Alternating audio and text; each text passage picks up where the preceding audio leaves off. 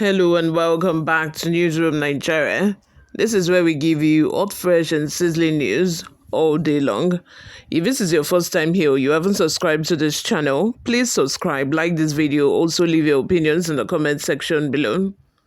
The Sokoto State chapter of the All Progressive Congress, APC, is grappling with a severe internal crisis that has split the party into two opposing factions, one led by Senator Aliyu Magata Kada Wamako, Sokoto North, and the other by Senator Ibrahim Lamido, Sokoto Central. Senator Wamako, a former governor of Sokoto and the acknowledged leader of the APC in the state, is now facing significant opposition from the Lamido-led faction, creating a rift that threatens to destabilize the party. According to Newsroom Nigeria, the conflict centers around allegations of corruption, misgovernance, and the demolition of public structures. Sources close to the matter reveal that the struggle for control of the state's resources is a primary driver of the dispute.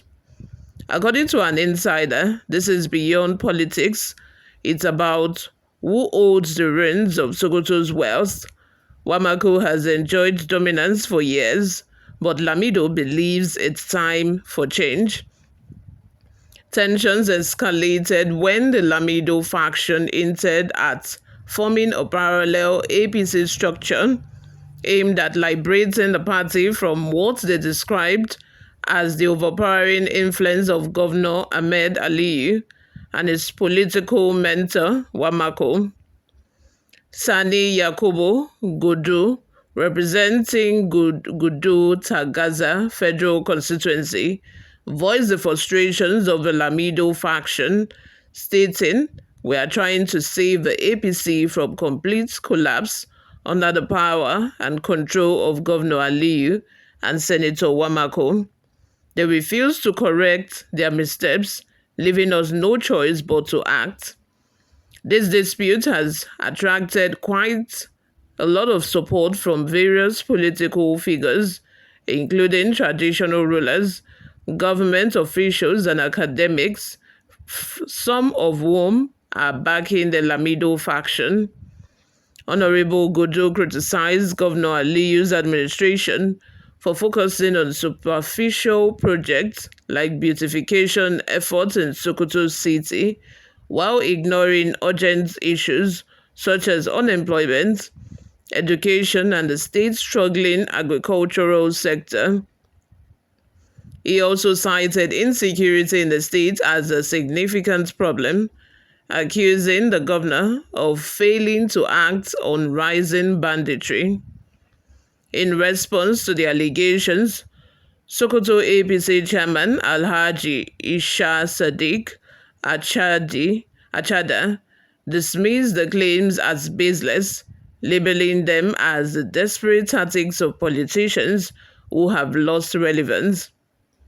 He also refuted corruption allegations, adding that the party remains united with no room for factionalism. Meanwhile, the Sokoto State chapter of the People's Democratic Party, PDP, blamed the APC's internal crisis on poor governance, challenging the ruling party to provide transparency on a controversial 1.2 billion naira borehole repair project. The PDP also criticized the government's misplaced priorities in the face of ongoing banditry in parts of the state. Adding to the turmoil, over 300 residents of the Yari Flats estate staged a protest over government plans to demolish their homes. They appealed to Senator Wamako for intervention, although Governor Aliyu refused to engage with the protesters. Political analysts have cautioned that if the crisis remains unresolved, it could destabilize the Sokoto APC, possibly prompting a defection by Wamako to another party, such as the Social Democratic Party.